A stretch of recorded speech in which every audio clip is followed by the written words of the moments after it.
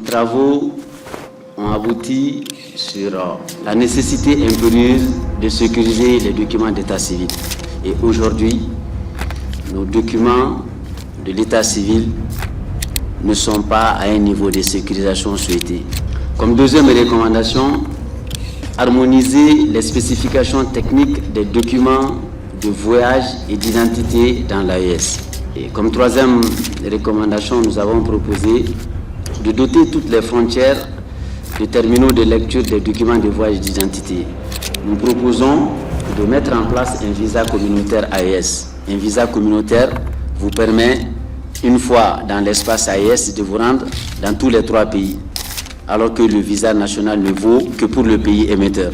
Au-delà de l'harmonisation de ces spécifications techniques et des normes de sécurité, nous sommes allés aussi en faisant des recommandations, des propositions par rapport à la libre circulation de nos populations qui, à un moment donné, commençaient à s'inquiéter, mais nous sommes venus leur montrer qu'il n'y a pas d'inquiétude.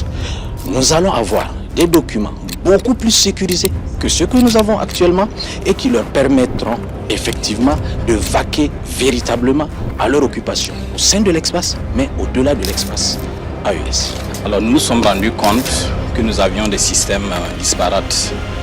S'imposait la nécessité d'harmoniser ces systèmes-là. Et nous avons procédé à la détermination de spécifications communes pour la mise en place très prochainement d'un passeport AES et d'une carte d'identité biométrique sécurisée AES.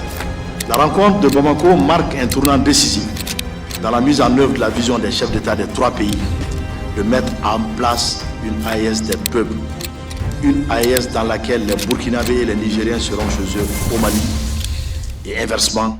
Enfin, la mise en circulation du nouveau passeport et des documents d'identité biométrique AES permettra de réduire l'usage de faux documents et facilitera la mobilité de nos populations, aussi bien dans notre espace qu'à travers le monde.